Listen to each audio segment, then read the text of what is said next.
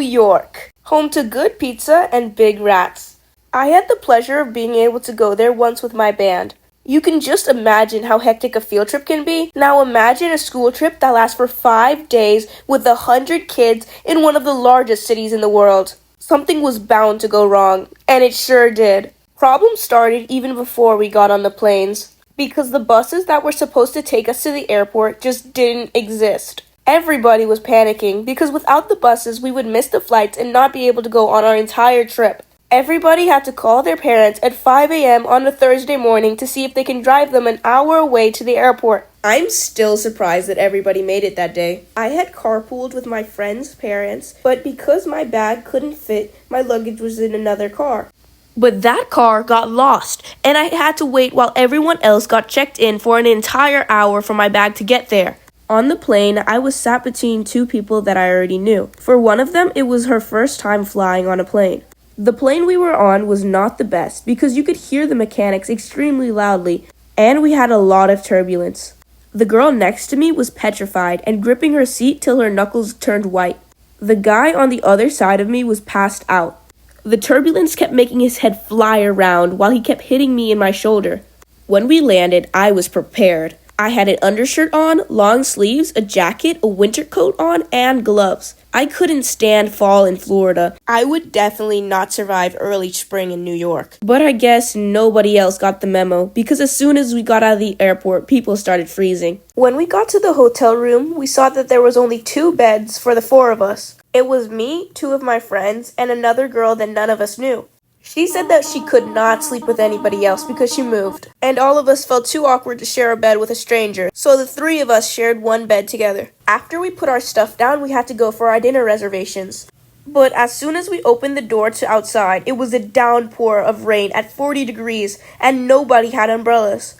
We literally ran in the rain in the flooded, freezing streets to go out for dinner. I looked over at my former classmates as they devolved into frozen husks of themselves. We barely survived the trek. The boots I was wearing had holes in the bottom of them and my feet were getting completely soaked. We looked like a group of homeless kids as we all huddled underneath the heater in the restaurant like a group of penguins. Then it was time for us to get the dinner that we had risked our lives for, and it was mid. There's no better word to describe the food I ate. It was edible, with a slight aftertaste of dish soap. And for the unlucky few with no jackets, it was definitely not worth all the diseases they were gonna get. The weather heading back to the hotel was no better. In fact, the rain coming down was so hard that we couldn't see anything.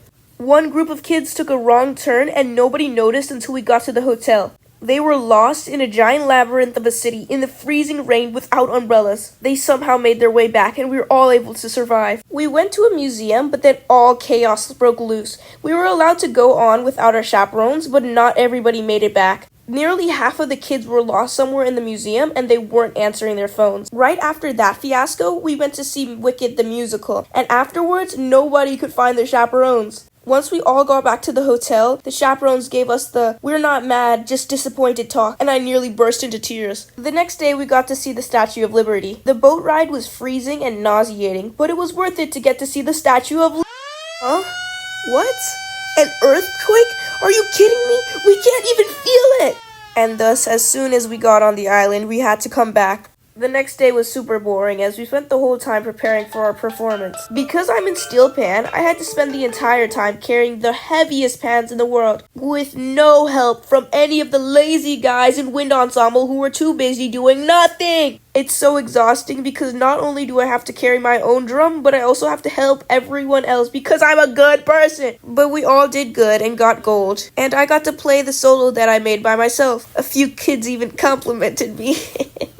Afterwards, we had a dance, which was so much fun. But it was so crowded that when we did the cha-cha slide, I was moved uncontrollably.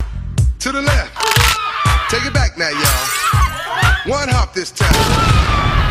Then the next day, we went back home. The whole trip was so much fun, and as I always say, the fact that it wasn't perfect made it so much better. Thank you for watching till the end. If you enjoyed, please like and subscribe to see more videos from me.